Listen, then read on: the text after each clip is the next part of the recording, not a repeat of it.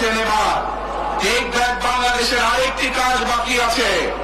সেই কাজ হচ্ছে আমাদের দেশের লক্ষ লক্ষ যুবক যুবতী অর্থাৎ তরুণ সমাজের সদস্যরা, যুব সমাজের সদস্যরা, লক্ষ লক্ষ সদস্যরা বেকার হয়ে বসে আছেন, আছে না? এই বেকারদের জন্য আমরা কর্মসংস্থান তৈরি করতে চাই। সিলেটের মানুষ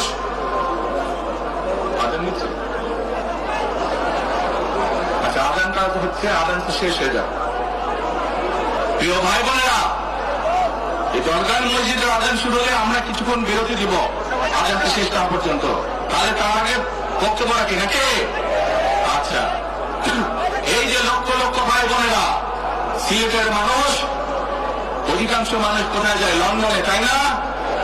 আরো অন্যান্য দেশে যায়। কিন্তু এই যে মানুষগুলো যাচ্ছে, এই মানুষগুলোকে আমরা বিভিন্নভাবে ট্রেনিং দিতে চাই। ট্রেনিং দিয়ে ভাষা শিক্ষার মাধ্যমে আমরা এই মানুষগুলোকে দক্ষ করে গড়ে তুলতে চাই।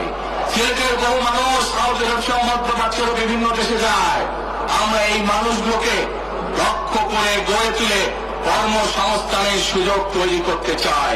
কিন্তু সেই সুযোগ তৈরি করা একমাত্র তখনই সম্ভব যখন কে আপনার ধানের শীষকে জয়যুক্ত করতে পারবেন। কি পারবেন? যুব সমাজের কর্মসংস্থান তৈরি করতে চাই। আমার লক্ষ লক্ষ ভাই বোনেরা বেকার হয়ে বসে আছে, আমরা তাদেরকে বেকার রাখতে চাই না। আমরা তাদের জন্য কাজের সংস্থান সৃষ্টি করতে চাই, কারণ তারা যাতে স্বাবলম্বী হতে পারে। তাদেরকে বিভিন্ন বিষয়ে ট্রেনিং দিয়ে আমরা দক্ষ শ্রমিক হিসাবে গড়ে তুলতে চাই, সেটি দেশের ভেতরে দেশের বাইরে যাতে করে তারা কর্মসংস্থানের ব্যবস্থা করতে পারে। সরকার থেকে আমরা ইনশাআল্লাহ সেই ব্যবস্থা গ্রহণ করব, যাতে সেই দক্ষ মানুষটিকে সারা পৃথিবীতে আমরা ছড়িয়ে ছিটিয়ে দিতে পারি, যাতে করে তারা স্বাবলম্বী হয়ে নিজের পায়ে দাঁড়াতে পারে। আপনারা দেখছেন ওপেন মিডিয়া সেল।